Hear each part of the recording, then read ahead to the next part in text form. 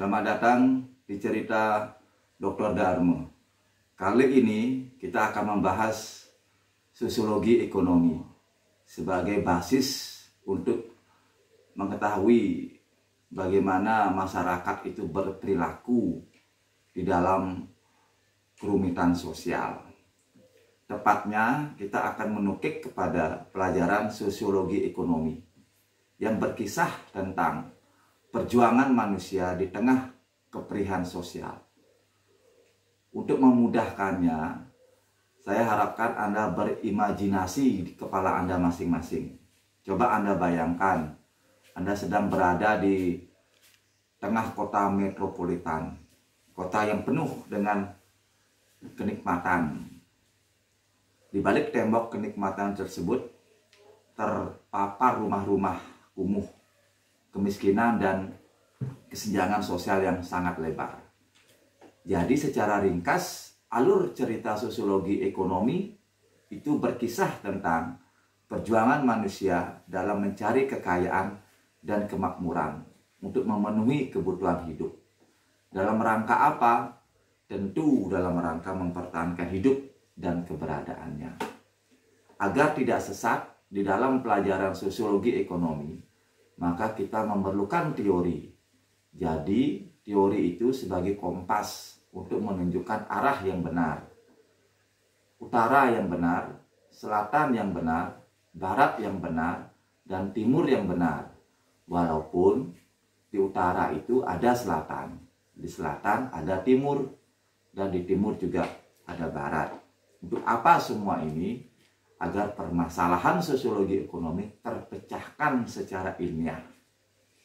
Di awal perkuliahan ini, materi sosiologi ekonomi, kita akan berkenalan dengan sebuah karya yang sangat monumental dari seorang putra Skotlandia di tahun 1723 yang bernama Adam Smith dengan bukunya yang sangat terkenal, The Wealth of Nations. Latar belakang Adam menulis buku ini bukanlah tanpa sebab. Karena di kala itu ada fenomena yang sangat menarik. Selama berabad-abad, sejak zaman Romawi sampai dengan abad kegelapan dan pencerahan, umat manusia berjuang untuk bertahan hidup dengan memeras keringat yang hanya cukup untuk sehari saja. Manusia terus saja berjuang melawan kematian, penyakit, kelaparan, perang, dan kemiskinan. Kala itu hanya segelintir orang, utamanya para kaum penguasa dan aristokrat yang bisa menikmati hidup. Bagi orang awam, tak ada perubahan yang berarti. Dengan kata lain, kehidupan manusia di kala itu adalah kehidupan yang sepi, miskin, kacau, kejam, dan singkat. Tibalah waktunya di tahun 1776 untuk pertama kalinya datang secercah harapan. Saat itu dikenal sebagai era pencerahan. Dan untuk pertama kalinya juga kaum buruh mencari standar untuk makan, minum, pakaian, dan tempat tinggal. Bahkan minuman teh, kopi, dan susu yang dulu adalah minuman mewah mulai menjadi minuman rakyat kebanyakan. Inilah yang menjadi dasar dan landasan yang kuat bahwa kehidupan, kebebasan, dan pencarian kebahagiaan adalah hak setiap manusia. Hak dasar yang suatu saat akan menjadi kerangka umum bagi seluruh bangsa di dunia di dalam melakukan ekonominya. Dan hak-hak inilah yang menjadi landasan konstitusional dari kebebasan yang kelak akan ditiru banyak oleh bangsa di seluruh dunia. Untuk memahaminya lebih dalam, mari kita awali dengan nilai-nilai moral yang dikembangkan oleh Adam Smith. Bagi Adam, moral itu berarti membuat diri sendiri berkualitas. Ada 5 cara yang mesti ditempuh. Pertama, sehat tanpa utang. Sehat bisa dimaknai sebagai sehat jasmani maupun rohani. Pemahaman ini bisa Anda bentangkan sepanjang-panjangnya dalam arti yang sangat luas. Hingga kini definisi sehat masih diburu Sedangkan tanpa utang dimaknai sebagai cara agar hidup senantiasa tersenyum tanpa ada beban. Kedua, tragedi hidup yang sebenarnya adalah kemiskinan. Dengan kata lain, kemiskinan itu ada bukanlah tanpa sebab. Mengapa kemiskinan ada? Jawabnya sangat sederhana. Karena orang miskin tidak punya aspirasi untuk keluar dari jebakan kemiskinan tersebut. Tidak ada kreativitas dan inovasi. Padahal setiap orang mempunyai jiwa itu di tubuhnya masing-masing. Jadi galilah kreativitas dan inovasi. Yang ketiga, kenalilah dirimu sendiri. Mengenal diri lebih kepada sadar akan kemampuan diri. Karena setiap diri mempunyai pengalaman, pengetahuan, dan keterampilan yang berbeda-beda. Yang keempat, ini yang sangat menarik. Tega itu natural. Dalam bertahan hidup, kadang kita harus tega. Tega dalam arti yang rasional, bukan yang irasional.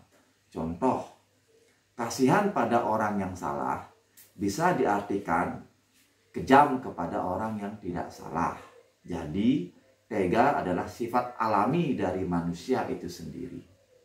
Dan yang kelima, manusia secara alami ingin dicintai, namun juga ingin menjadi pribadi yang penuh kasih sayang. Artinya, dalam bertahan hidup, manusia harus aktif, jangan pasif. Mengapa? Ingat, dunia ini kejam. Selanjutnya, nilai-nilai moral Adam Smith dikembangkan di dalam aktivitas ekonomi yang akan menjadi motif mengapa orang mau bertindak. Dan tindakan itu akan melahirkan perilaku. Oleh sebab itu, ekonomi juga mempelajari tentang perilaku yang berujung pada suatu pilihan. Jadi tidak salah, ekonomi juga diartikan suatu ilmu yang mempelajari tentang perilaku dan pilihan. Ada 6 alasan mengapa orang mau bertindak. Yang pertama, adanya cinta diri dengan mendahului kepentingan diri sendiri. Yang kedua, adanya simpati alias peduli kepada orang lain. Ketiga, adanya keinginan untuk merdeka. Keempat, adanya rasa sopan santun terhadap lingkungan sekitar. Mengapa ini penting? Karena lingkungan telah memberi hidup dan kehidupan. Kelima, bila kebutuhan diri tak terpenuhi, maka baru kita sadar bahwa kita memerlukan orang lain untuk memenuhi kebutuhan kita. Yang keenam, mengejar cita-cita secara bebas. Bebas ini menjadi sangat esensial bagi Adam. Bebas itu bermakna dua. Bebas dari ataukah bebas untuk? Silahkan Anda menerjemahkannya. Kapan Anda bebas dari dan kapan Anda bebas untuk? Mengacu kepada 6 alasan tersebut, Anda membuat asumsi bagaimana ekonomi itu bekerja. Adam mengibaratkan alam semesta ini sebagai mesin, bahwa setiap unsur mempunyai peran dan fungsinya masing-masing. Isi alam satu dengan yang lainnya saling terkait, yang pada akhirnya melahirkan suatu sistem dan struktur yang sangat mendasar dan tentunya sangat kuat. Dengan cara itulah alam merencanakan dan mengatur dirinya sendiri untuk bahagia. Dasar inilah yang mencirikan manusia sebagai makhluk homo economicus, yakni makhluk yang memenuhi keinginan dan kebutuhannya dengan cara bekerja. Jadi, untuk bertahan hidup, manusia harus melakukan pertukaran. Tentunya diawali dari berburu, bercocok tanam maupun berternak, berdagang, dan akhirnya industri, sampai era yang kini digital. Bila ditelisik lebih dalam lagi, konsep economicus mengarah kepada kodrat manusia. Menurut Adam ada 2 kodrat manusia. Yang pertama, untuk bertahan hidup manusia harus bekerja. Oleh sebab itu dia mengatakan begini, kegiatan dasar manusia adalah kerja. Kerjalah yang membedakan sekaligus menyatukan kita sebagai manusia. Dengan kata lain, Untuk bertahan hidup, manusia harus beraktivitas. Dan untuk itu manusia harus menghasilkan sesuatu. Slogannya sederhana. Aku bekerja, maka aku ada. Yang kedua, dengan bekerja, maka lahirlah hak milik. Hak milik menjadi hak asasi setiap manusia yang harus kita hargai. Adam menyebutkan, hak milik itu suci dan tidak bisa diganggu-gugat oleh apapun maupun oleh siapapun.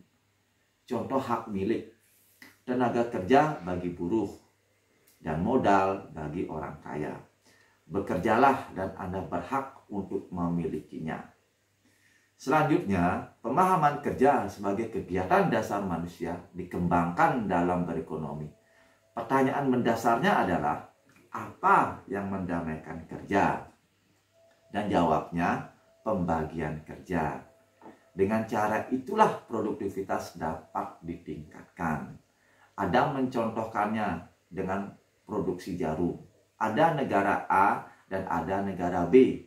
Negara A memproduksi jarum dengan 1 orang, sedangkan negara B memproduksi jarum dengan melibatkan pembagian kerja. Niscaya negara B memproduksi jarum lebih banyak.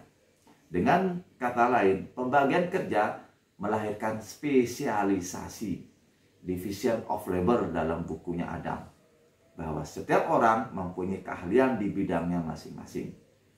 Dengan kata lain, manusia menjadi kunci utama perekonomian suatu bangsa.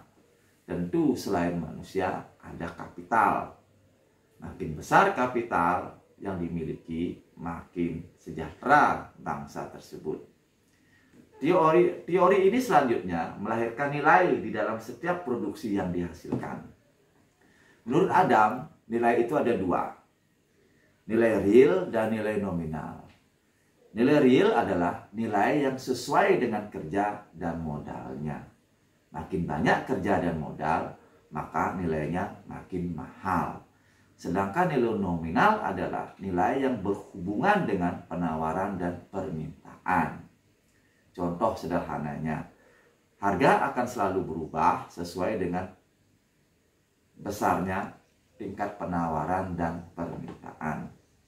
Prinsip inilah yang melahirkan filsafat kebebasan alamiah ala Adam, atau yang dikenal dengan laissez-faire. Dengan kata lain, harga ditentukan oleh mekanisme pasar. Biarkan saja berjalan secara alami. Itu maksudnya. Pandangan ini mengajak agar pemerintah jangan terlalu ikut campur di dalam urusan berekonomi. Tugas pemerintah hanya menjaga keamanan dan pertahanan suatu bangsa, menjamin keadilan, dan menyiapkan sarana publik. Sisanya serahkan saja kepada swasta alias pasar. Ada menyebutnya dengan invisible hand, suatu pandangan di mana pasar akan mencari titik keseimbangannya yang baru. Inilah yang melahirkan kapitalisme. Jadi, kapitalisme sama dengan spesialisasi ditambah modal. Kira-kira begitu formula matematikanya.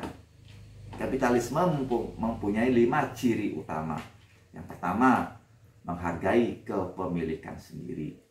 Kedua, ekonomi itu digerakkan oleh motif untuk mencari laba yang sebesar-besarnya.